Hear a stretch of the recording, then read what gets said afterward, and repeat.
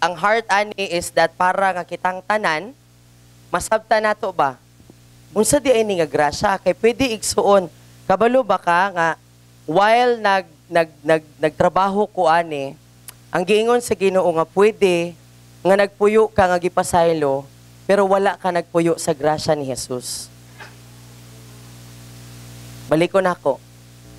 Pwede nga nagpuyo ka sa pagpasaylo sa Ginoo pero wala na nimo gipuy-an ang grasya ni Jesus.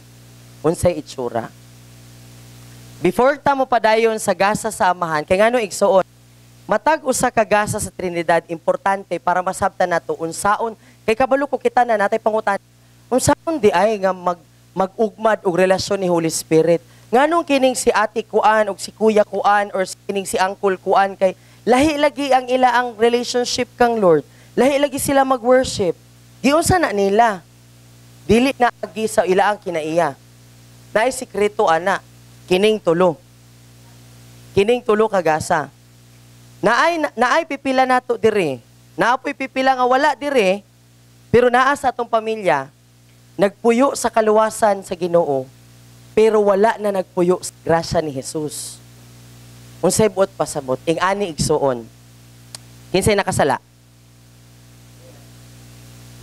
Gamay ra. Kita tanan. No?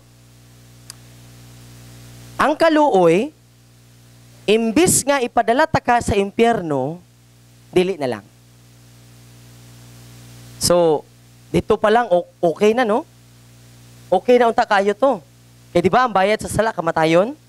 Dapat, dito dyan ta padulong sa impyerno. Kato pa lang, okay na kayo. Pero, ang grasya, ing ani ang itsura. Nakasala ka na ako. Dapat padung kag impyerno. Pero dili takapadpato og impyerno. Quits na ta. Tagaan pagyud ta ka. Tagaan ta ka og gift of the Holy Spirit. Tagaan ta ka og oportunidad nga makapangalagad nako.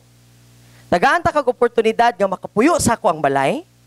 Tagaan ta ka og oportunidad nga pwede ka moduol sa ako Tagaan ta ka og oportunidad nga matudluan ta ka. Mura ba, for example, ing ani, ako papa na ko'y anak. Gi-rape nimo ang akong anak. Unsay dapat mahitabo sa imo Unsay tawagan ako mapriso ka? Hustisya. Di ba? Mao'y hustisya. Dapat mo ato kag prisuhan. Pero ako nga papa, gi-rape nimo akong anak, gipatay pagyud nimo. Niadto ko sa husgado. Niingon ko sa husgado, judge, dili na ako magpasakag kaso. Ang tawag ana, kaluoy. Kaya di na ta kapasakan og kaso. Pasabot di na ka mapriso.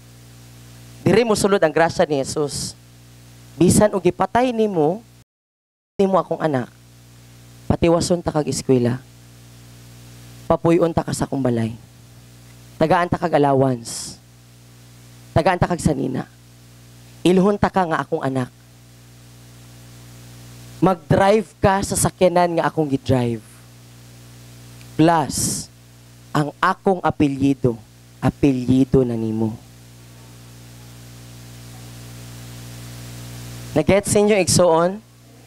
Nga pwede ka magpuyo, nga gipasaylo lang ka. Pero wala na ka nagpuyo ani nga grasya ni Jesus. Nganong importante siya? Kay kung dili ta magpuyo sa grasya sa Ginoo, wala tay kumpiyansa sa atong pagkaanak. That's why daghan nato wala tay kumpiyansa sa atong kaugalingon. That's why daghan nato dili ta confident sa tawag sa Ginoo sa atoa. Pagtagaan tag oportunidad nga gamiton sa Ginoo. Pagtagaan tag oportunidad nga magamit sa Ginoo, magdumili ta. Kay wala ta kabalo nga naa di ay gasa si Jesus nga ang grasya niya. Gift niya. Dili ta angayan. Di ba? Isa may angayan dire. Wala jud.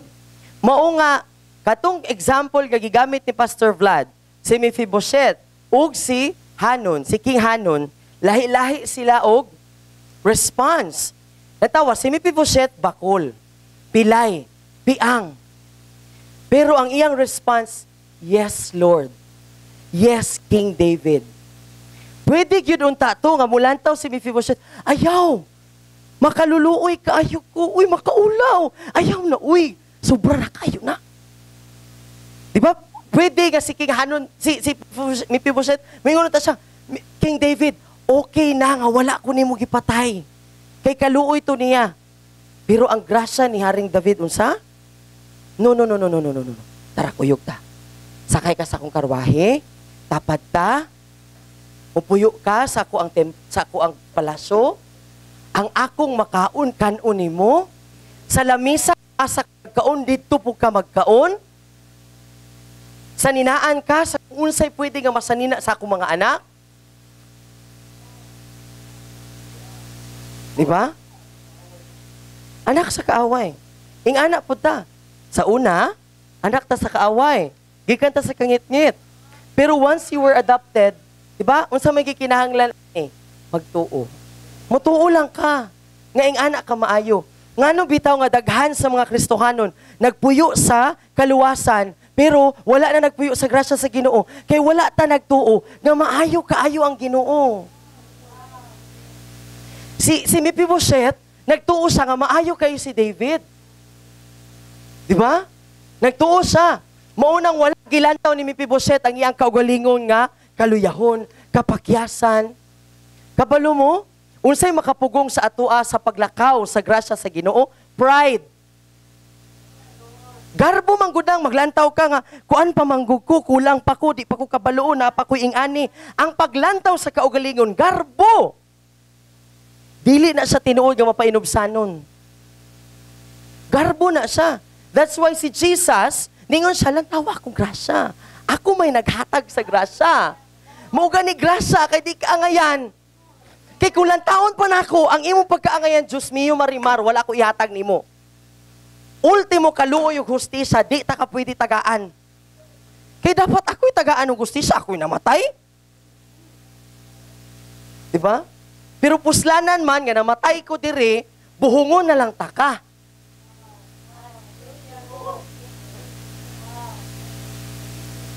Diba nindot?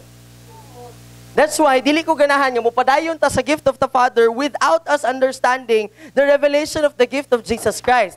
Kaya nga nung igsoon, once ka maglakaw ta sa gasa sa Ginoo, sa grasya sa Ginoo, grasya ni Jesus Christ, mausab ka. Mausab imong pagdayig, mausab ang imong pagpagamit sa Ginoo. Kay dili naman ka maglantaw nga, ay, di pa ko kabalo. Kulang ko, wala ko'y gasa. Maot ko, tigulang na ko, bata pa ko. Sakita kong ingani na ako'y anak, chuchu. No. Kaya kung dito ka maglantaw sa grasya niya, unya lantaw ha, while nag-arrange ko ani, na-amaze kay ko sa giingon ni Jesus. Ana siya. You always say nga, di ba sige tag warning nga, ayaw ka nang ayaw abusuha ang grasya. Kabalo ka sa ingon ni Jesus. Ang tinuod nga nakasabot sa akong grasya, dili gina sa mga abuso. Munang dili na nimo siya kinahanglan nga warningan nga mo abuso sa akong grasya. Kaya kung ikaw gigrasyahan, nasabtan nimo ang tinuod nga grasya, dili nimo mahimo ka mapasalamaton. Dili ka ganahan nga magpakasala. Kay grasya man eh. Dili man uti ni angayan sa ako pero mapareha to yang gingon ba? Di ba? Nangawat og car? Ang dapat ato ipapriso. Pero unsa ilang decision, ihatag nato na sa iya. Kaya ang kaluoy ato, wala na sila nagpasaka og kaso. Pero ang grasya, ipangita nila, dahil hatagan pag yun nila og car. Ingana ang gibuhat ni Jesus sa imo ay igsuon. Gipangita ka niya, kaya para pa siluon ka, unya kitagaan ka niya og grasya. Dili ka angayan. Dili ta angayan. Walay bisan usa nato angayan. Munang dili ta angay nga mulantaw sa tong kaugalingon. Ayaw lang tawa imong kaugalingon. Ayaw lang tawa kung puti na imong buhok, sakit imong likod, sakit imong tuhod, tigulang na ka, no? Dugay ka sa simbahan, wala gihapon ka ni tubo. Igsuon garbo na. Garbo de na siya. Muna niingon siya dito nga, balik ganit atong sa time ni Mephibosheth. Sige pagyud. Sige pagyud. Kini. Nakinahanglan kini og pagpaubos sa bahin sa bakul nga tawo nga dili siya magpadala sa kagulanan ug kaluoy sa kaugalingon, kundili musalig sa pagkamaayo sa hari ug musugot sumala niini. Buot pa sa butigsoon para makaingon ka, para madawat nimo, it requires humility. Meaning, imong gila sa imong kaugalingon, Lord, dili man jud ako ngayon pero thank you. Natawa, nung sige gigon dito, gitabunan pa daw siya, asa to? Imbes nga maghago siya sa iyang umahan, dapat unta maghago siya sa umahan. Diba? Kay ang kaluoy pa ani, pwede man unta nga, sige, kuwaon na to na si Mephibosheth, pero dito na siya sa tangkal. Kaaway good. Naluoy siya. No, gitagaan niya og balay, pero dito sa tangkal. Dayon kinahanglan patrabaho na siya. Patrabaho na siya kay mo may angayan sa iya. Wala. Unsa ang grasya? Maglingkod siya sa lamesa sa hari. Kada adlaw. Kada adlaw. Imagine sa Psalms, giingon siya dito, you prepare a table for me in the presence of my enemies. Giandaman ka sa Ginoo og lamisa. Wow! Pamalandong sa wakadzot. Giandaman ko og lamisa sa Ginoo. Kinsay nagandam? My God. Hari siya. Kinsay dapat nga magandam og lamisa? Imbis nga kita unta, di ba? Kaya kita may gipakamatyan. Kita'y angay. Kaya di ba, Lord, lantawa ang fest, Lord. Pangutsacha nig nawong. Di ba, Lord, lantawa ni ako nawong, Lord. Lord, no? Pwede man unta, Lord. Lord, dirila ko sa gawas, please, maluwi ka. Pero wala, niingon si Lord, hilom diya. Dirita. Dirita sa Lord. Di ba? Sulod, dirita. Andaman ta kag lamisa. Giandaman ta kag lamisa. In the presence of my enemies. In the presence of your enemies. Daghang mga Kristohanon, ang mga Kristohanon bitaw nga wala nagpuyo sa grasya, nagtuo nga sila ang kaaway sa Ginoo. That's why there are a lot of Christians who live in guilt and shame. Kinsa diri nga sige nga magbalik-balik, guilt, shame, no? Nakapakyas ko, uy, maulaw naman ko ani, uy. Pero pag igsuon, masabtan bitaw nimo ang grasya sa Ginoo, Lord, napakyas ko. Pero Lord, kay ikaw may nagtawag nako, napag ko diri. Sorry. Diba? Bot pa sa bot, pag masabtan nimo ang grasya sa Ginoo, di ka mo palayo. Mo paduol na hinuon ka, kay grasya man. Kay sa sinugdanan pa lang, di kita angayan. Wag yo'y angayan. Wag yo'y tay angay. Pero tungod kay grasya lagi. So mo kay grasya man siya, na pues, karon Lord, kay grasya man muduol ko nimo. Kay lantawa, mo palayo ka, o sige, asa makamangit grasya? Asa man? Sa Balyester? Dito sa basketbolan? Dito sa imong karaoke na buhi, ka magsigig inom, manigarilyo ka balik, magtaksi,